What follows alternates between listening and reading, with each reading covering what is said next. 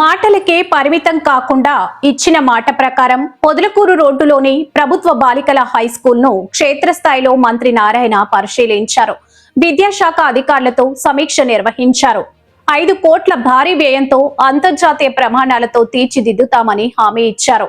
యువనేత లోకేష్ విజన్ కు అనుగుణంగా కార్పొరేషన్ పరిధిలోని అన్ని స్కూళ్లను 3 ఏళ్లలో కార్పొరేట్ పాఠశాలలకు దీటుగా మారుస్తామన్నారు. ఏప్రిల్ 15 నుంచే ఈ ఆధునీకరణ పనులు యుద్ధ ప్రాతిపదికన ప్రారంభమవుతాయని మంత్రి స్పష్టం చేశారు. ఈ సందర్భంగా అక్కడ నిర్మిస్తున్న సీసీ రోడ్డు పనుల నాణ్యతను తనిఖీ చేసి పనుల్లో ఎక్కడా రాజీ పడకూడదని అధికారులకు సూచించారు.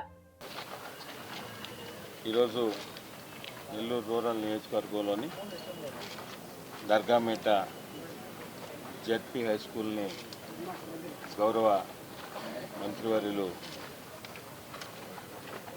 నారాయణ సార్ ఈరోజు దీనంతా కూడా చూడటం జరిగింది. మీకు అందరికి కూడా తెలుసు, ఈ కూటమి ప్రభుత్వం అధికారంలోకి వచ్చిన తర్వాత మంత్రివర్యులు నారాయణ గారు ఇప్పటికే సిటీ నియోజకవర్గంలో దాదాపు 9 స్కూల్స్ను కూడా తీసుకుని అవన్నీ కూడా ఇంటర్నేషనల్ స్థాయిలో ఉండేటట్టు చేసిన ఏర్పాట్ల సంగతి కూడా మీకు అందరికీ తెలుసు. అదేవిధంగా మంత్రివర్యులు నారాయణ గారు అమరావతి రాజధానిని ఒక ప్రత్యేక బాధ్యత తీసుకుని రాజధాని అనేది ఎంత ప్రాముఖ్యమో ఆంధ్రప్రదేశ్ రాష్ట్ర ప్రజలందరికీ కూడా తెలుసు. అంత పెద్ద బాధ్యత అమరావతిని చూసుకుంటూ ఎంతో బిజీగా ఉన్నప్పటికీ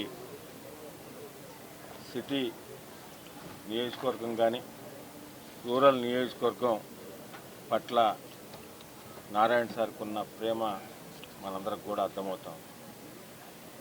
ఇంతకు మునిపే చెప్పినారు శాసనసభ్యులు సేదరెడ్డి గారికి, మొదటి దశగా సిటీ నియోజకవర్గంలో ఉన్న స్కూల్స్ కానీ పార్కులు కానీ ఇతరితర అవసరాల మేరకు అన్నీ కూడా చేస్తున్నాం. సిటీ నియోజకవర్గంలో ఎలా చేస్తున్నానో రూరల్ నియోజకవర్గంలో కూడా అదేవిధంగా స్కూల్స్ కానీ అన్నీ కూడా తీసుకుని చేయడం జరుగుతుందని కూడా చెప్పడం జరిగింది. దానిలో భాగంగా ఈరోజు దర్గామేట జెడ్పీఏ స్కూల్కి వచ్చి సార్ అంతా కూడా నారాయణ సార్ చూడడం జరిగింది.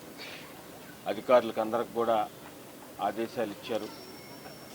ఇంకా ఇక్కడ చేయాల్సిన పనులు ఇంకా ఒక ఇంటర్నేషనల్ స్థాయిలో ఒక విఆర్సి స్కూల్ కన్నా మించి ఈ స్కూల్ ఉండాలంటే ఎలా ఉండాలో కూడా దానికి సంబంధించిన డిపిఆర్ అంతా తయారు చేసుకొని ఎక్కువ టైం తీసుకోకుండా అతి త్వరలోనే ఇవన్నీ కూడా చేయాలని వారి అధికారులందరికీ కూడా ఆదేశాలు ఇవ్వడం జరిగింది.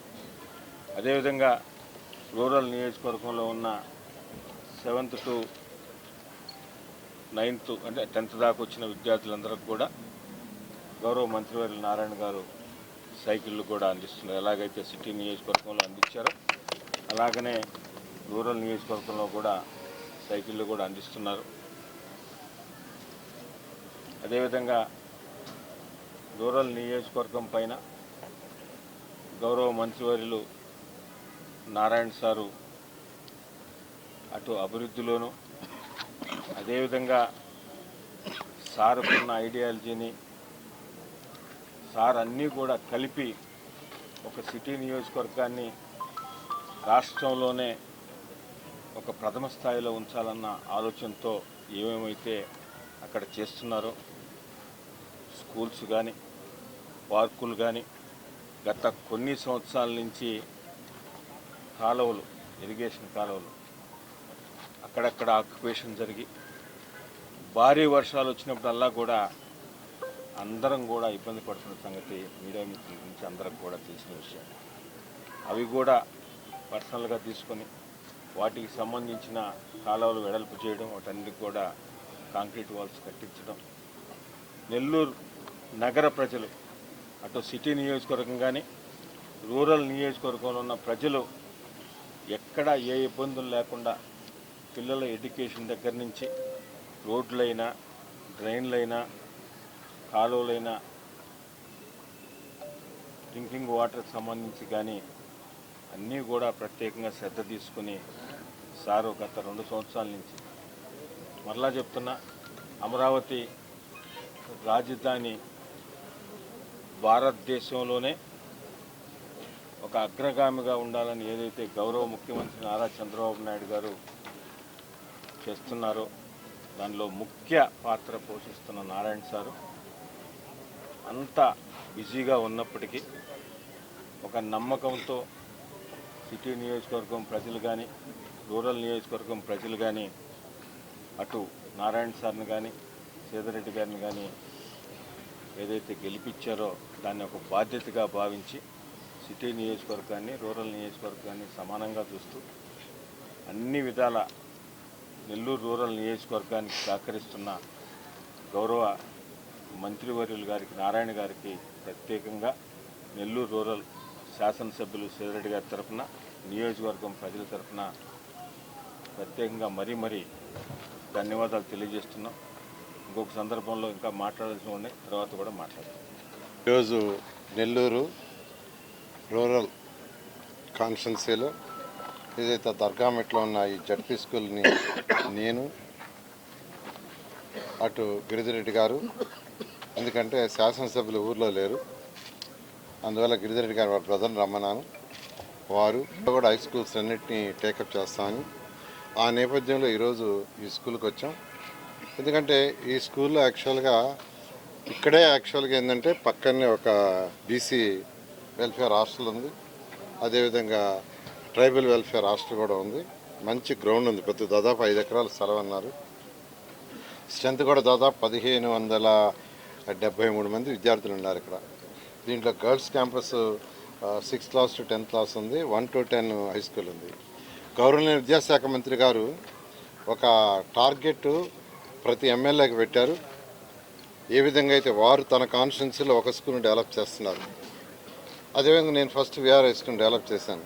ఇదే విధంగా 175 కాన్స్టిట్యున్సీలో 175 స్కూల్స్ ఇంటర్నేషనల్ స్టాండర్డ్లో పిల్లలకు ఉండాలని ఆ నేపథ్యంలోనే ఫస్ట్ ఈ రూరల్లో ఉన్నటువంటి దర్గామిట్ట స్కూల్ని టేకప్ చేయడం జరిగింది. నేను అధికారులందరికీ ఒకటే చెప్పాను, 13 వరకు ఇక్కడ వాల్యుయేషన్ ఉంటుందంట, పేపర్ వాల్యుయేషన్. 13 అవుతానే 14వ తేదీ నుంచి ఏదైతే ఇన్కంప్లీట్గా బిల్డింగ్స్ ఫినిషింగ్ చేయాల్సి ఉన్నాయో 14 నుంచి వర్క్ ఇమీడియట్గా స్టార్ట్ చేయమన్నాను. రేపు యాక్చువల్గా దీనికి సంబంధించిన ఎక్స్పర్ట్స్, ఈ యొక్క బిల్డింగ్స్ని స్కూల్కి డిజైన్ చేసే ఎక్స్పర్ట్స్ని నేను పంపిస్తున్నాను. వాళ్ళతో హెడ్ మాస్టర్, వాళ్ళ అధికారులు, కమిషనర్ గారు వాళ్ళందరూ కూర్చొని దానికి ఒక డిపిఆర్ ఏదైతే గిరిధిరెడ్డి గారు చేశారో ఒక చక్కటి డిపిఆర్, ఒక ఇంటర్నేషనల్ స్కూల్, చక్కటి ప్లే గ్రౌండ్ పిల్లలకి ఉంది. దీంట్లో ప్లే గ్రౌండ్కి కావాల్సిన ఎక్విప్మెంట్ ఏమేమి పెట్టాలా ఇవన్నీ చేసేటట్టుగా ఒక డిపిఆర్ తయారు చేస్తారు. డిపిఆర్ తయారు చేసిన తర్వాత దీన్ని టేకప్ చేయడం జరుగుతుంది. ఆల్రెడీ అయితే ఏఎంఆర్ ఎవరైతే ఉన్నారో కన్స్ట్రక్షన్స్ డెవలపర్స్, వాళ్ళు 5 కోట్లు యాక్చువల్గా సిఎస్ఆర్ ఫండ్ కింద ఇస్తామన్నారు. దాన్ని ఈ స్కూల్కి యాక్చువల్గా మ్యాప్ చేసాం. ఈ స్కూల్ని నేను ఒకటే అధికారులకు చెప్పేది, కమిషన్కి గిరిధిరెడ్డి కూడా చెప్పేది, విఆర్ హై స్కూల్ కంటే బెటర్గా రావాలి. ఏ స్కూల్ చేసినా ఆ స్కూల్ కంటే తర్వాత స్కూలు బెటర్గా రావాలి, అక్కడ మంచి ఎడ్యుకేషన్ ఇవ్వాలి. నేను అధికారులు కూడా చెప్పాను, డిఓ ఎంఓ కూడా ఎడ్యుకేషన్ కూడా ఫాలో అప్, వాళ్ళకి ఓరియంటేషన్ టీచర్లకి. ఎందుకంటే స్కూల్ అంటే కేవలం క్లాస్ రూమ్లే కాదు, పిల్లలకి బోర్డు మీద పాఠాలు చెప్తూ తెలుసుకునే నాలెడ్జీ కాకుండా కొంత ప్రాక్టికల్ చక్కటి ల్యాబ్స్, ఫిజిక్స్, కెమిస్ట్రీ, బయాలజీ ఉండాలి, కంప్యూటర్ ల్యాబ్ ఉండాలి, రోబోటిక్ ల్యాబ్ ఉండాలి, ఇంట్రెస్ట్గా ఉండేవాళ్ళకి డ్యాన్స్ రూమ్ ఉండాలి, ఇంట్రెస్ట్గా ఉండేవాళ్ళకి ఆర్ట్ అండ్ పెయింటింగ్ రూమ్ ఉండాలి, ఇంట్రెస్ట్గా ఉండేవాళ్ళకి డిఫరెంట్ యాక్టివిటీస్ అంటే social lab, English lab, mathematics lab, ఇట్లా